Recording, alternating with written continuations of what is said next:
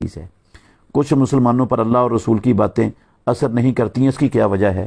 بھی اس کی وجہ یہ ہے کہ عین ممکن ہے اللہ رب العالمین نے ان کے دلوں پر مہر لگا دی ہو۔